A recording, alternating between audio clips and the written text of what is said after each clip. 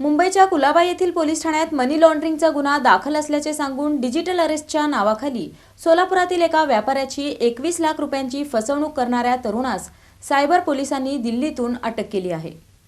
मुंबईच्या कुलाबा येथील पोलीस ठाण्यात मनी लॉन्ड्रिंगचा गुन्हा दाखल असल्याचे सांगून डिजिटल अरेस्टच्या नावाखाली सोलापुरातील एका व्यापाऱ्याची 21,25,000 रुपयांची फसवणूक करणाऱ्या तरुणास सायबर पोलिसांनी दिल्लीतून अटक केली। त्याच्याकडून 9,50,000 रुपये हस्तगत करण्यात आले असून अन्य एका आरोपीचा शोध सुरू आहे। राघवेंद्र सिंग वय 38 राहणार नवी दिल्ली असे अटक करण्यात आलेल्या आरोपीचे नाव आहे। तक्रारदार व्यापारी 28 जुलै 2025 रोजी सायंकाळी घरी असताना त्यांना एका अनोळखी क्रमांकावरून फोन आला। समोरील व्यक्तीने स्वतःला टेलिकॉम विभागातील अधिकारी असल्याचे सांगत तुमच्या मोबाईल क्रमांकाचा गैरवापर झाल्याचे आणि तुमच्या विरुद्ध कुलाबा पोलीस ठाण्यात मनी लॉन्ड्रिंगचा गुन्हा दाखल असल्याचे सांगितले। तसेच या प्रकरणाचा तपास पोलीस उपनिरीक्षक विजय खन्ना करीत असल्याचेही सांगण्यात आले।